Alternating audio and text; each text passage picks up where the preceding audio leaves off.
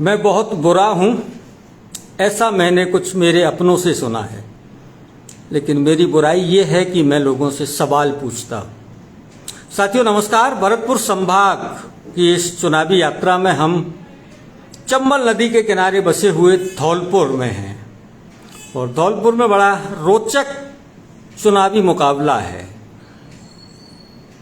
लोग दावेदारी चुनाव लड़ने की कर रहे हैं, लेकिन अधिकांश उनमें से ऐसे हैं जो अपनी राजनीतिक पार्टी बताने की जहमत नहीं उठा रहे हैं, अभी ढुलमुल हैं।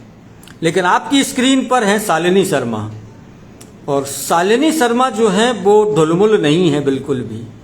सीधे और सपाट शब्दों में कांग्रेस की उम्मीदवारी, कांग्रेस से दावेदारी कर रही हैं। 1 वर्ष से अधिक समय हो गया इन्हें जनता के बीच में जनसंपर्क करते हुए। इनसे पूछते हैं क्या कुछ चल रहा है, क्या कुछ जनता के बीच में जाने से इन्हें समस्याएं सामने लोगों की आ रही हैं। मैडम, हमारे दर्शकों के लिए नमस्ते करिए आप। सबसे पहले मैं राजीव जी आपको नमस्कार बोलती हूँ और आपको धन्यवाद देती हूँ कि आप यहाँ पर आए हैं और आपके माध्यम से मेरी आवाज धौलपुर की जनता तक पहुँचेगी। मैं क्या कहना चाहती हूँ उन्हें पता लगेगा, और मैं सभी दर्शकों को जो ये देखेंगे उनका भी हार्दिक अभिनंदन करती हूँ। क्या चल रहा है आजकल?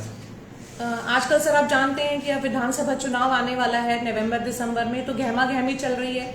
हर कोई प्रत्याशी, काफी प्रत्याशी धौलपुर में भी उतरे हुए हैं, जनसंपर्क कर रहे हैं। लेकिन जैसा कि आपने बताया, कोई भी प्रत्याशी पार्टी का नाम लेके नहीं चल रहा।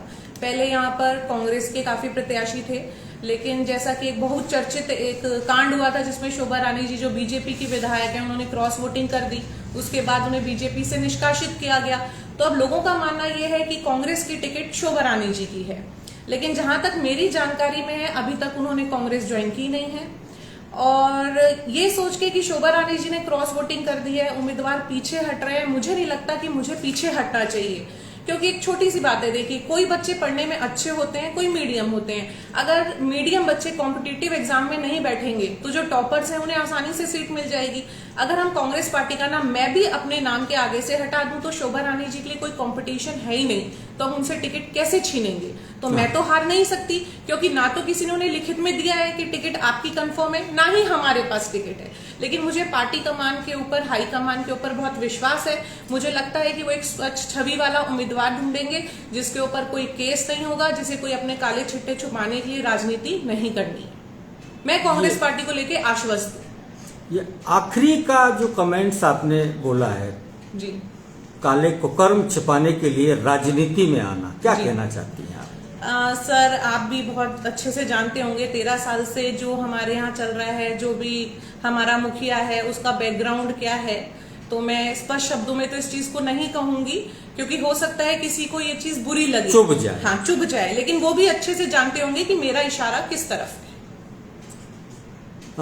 चिट फंड कंपनियों का एक लंबा चौड़ा बिल्कुल बिल्कुल गोरख धंधा जो है वो BL कुशवाहा जी के नाम से चर्चित है, और उसमें छुपाने जैसा कुछ है भी नहीं। आप काफी संपर्क क्षेत्र आपने बढ़ाया हुआ है, निरंतर आप संपर्क कर रही हैं। लोगों के बीच में से क्या राय निकल के आ रही है? देखिए, जब हम जनसंपर्क कर रहे हैं तो लोग बहुत ज्यादा दुखी हैं। अब जैसे मूलभूत आवश्यकता है सड़क, बिजली, है ना, पानी, मैं ये सोचती हूँ चिकित्सा। अगर आदमी सक्षम होगा, अगर आदमी के पास रोजगार होगी, तो वो इन चीजों के लिए किसी के चक्कर नहीं लगाएगा। वो खुद ही अपनी सड़क, पानी, बिजली की व्यवस्था कर सकता है। तो मेन जब मैं लोगों के बीच में जाती हूँ तो उनका कहना यही होता है कि हमारा बच्चा पढ़ा लिखा है, लेकिन तो भी इसके पास रोजगार नहीं है, इसके पास मैडम नौकरी नहीं है। तो लोगों की जो व्यथा हमने सुनी, उसके बाद हमारा केवल एक ही उद्देश्य है कि हमें धौलपुर में किसी भी तरह रोजगार के साधन लाने हैं, रोजगार के अवसर बढ़ाने। बिल्कुल बिल्कुल। शोभा रानी जी का जो कार्यकाल है, लगभग 10 साल का कार्यकाल है। 13 साल हो गए। हाँ, कैसे आप देखती हैं? मैं उन्हें 0 नंबर देती हूँ। पहले तो मैं नहीं देती थी, क्योंकि जब मैं फील्ड में 4-5 साल से घूम रही हूँ उसके बाद मैं उन्हें 0 नंबर देती हूँ, क्योंकि 13 साल का कार्यकाल एक बहुत बड़ा कार्यकाल होता है जिसमें आप धौलपुर की काया बदल सकते थे। 13 साल में अगर 5 साल भी आपने विकास किया होता, लोगों की तरफ ध्यान दिया होता, तो आज लोगों में इतना विद्रोह नहीं होता आपको लेकर जो आज के समय में हमें सुनने को मिलता है। धौलपुर के लोग अगर आपको सुन रहे हैं, उन्हें क्या भरोसा देना चाहेंगे? अगर धौलपुर की जनता जनार्दन मुझे सुन रही है तो मैं उन्हें एक चीज से आश्वस्त करना चाहती हूँ, जैसे कि आप सबको मौका देते हैं, आप एक बार मुझे 5 साल मौका देखिए तो मैं आपको बताऊंगी विकास क्या होता है। विकास का केवल एक ही तरीका हो सकता है सर, रोजगार और शिक्षा। क्योंकि शिक्षा एक ऐसा हथियार है, अगर वो हमारे पास है तो हम अपना रोजी रोटी आराम से कमा सकते हैं, हमें किसी के हाथ पांव नहीं जोड़ने पड़ेंगे।